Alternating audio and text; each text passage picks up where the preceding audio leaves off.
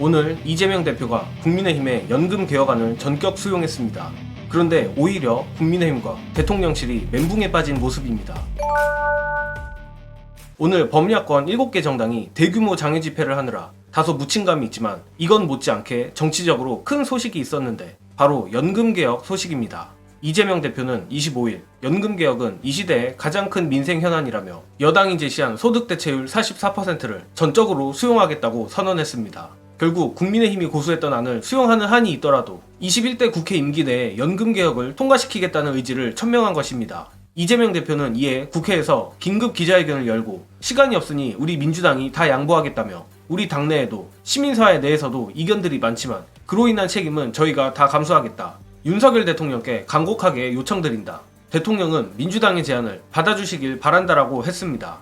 사실 이재명 대표의 결단이 민주당 지지자 입장에서도 충분히 납득이 가는 게 연금개혁 관련해서는 민주당의 소득대체율 45%안, 국민의힘의 44%안 차이만 있었기 때문에 한쪽의 결단만 있으면 진행될 수 있는 사안이고 이재명 대표가 1%를 양보한 셈입니다. 그런데 골 때리게도 막상 민주당이 국힘 안을 받으니 국민의힘과 대통령실이 발작을 하는 모습입니다. 대통령실은 뜬금없이 빠르게 하지 말고 22대로 넘기자며 이상한 태도를 취하고 있고 국민의힘은 자신들이 제시한 연금개혁안은 소득대체율 44%만이 아니라 구조개혁 같은 부대 조건이 전제된 것이라며 이재명 대표가 언론 플레이를 하고 있다고 발끈한 것입니다.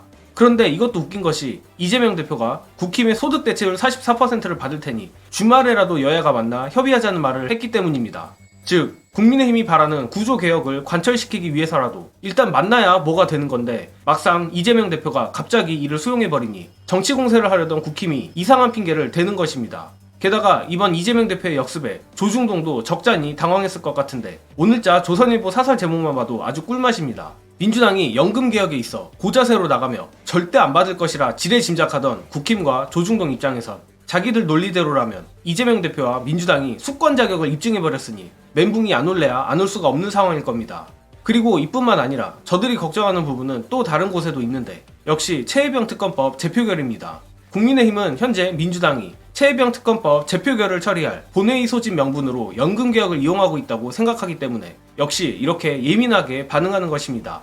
그러나 이재명 대표는 이에 대해서도 그런 것과는 전혀 관련이 없다. 특검법과 따로 분리해서 처리하는 것에 전적으로 동의한다라고까지 하며 그야말로 국민의힘이 이러지도 저러지도 못하는 상황이나 마찬가지입니다. 이 대목만 봐도 현재 국민의힘이 최혜병 특검법 재표결 공포에 아주 눈이 돌아가 있는 상황 같은데 일전 영상들에서도 말씀드렸지만 이제는 뻔뻔하게 VIP 경로가 뭐가 문제냐고 하는 지경까지 이르렀습니다.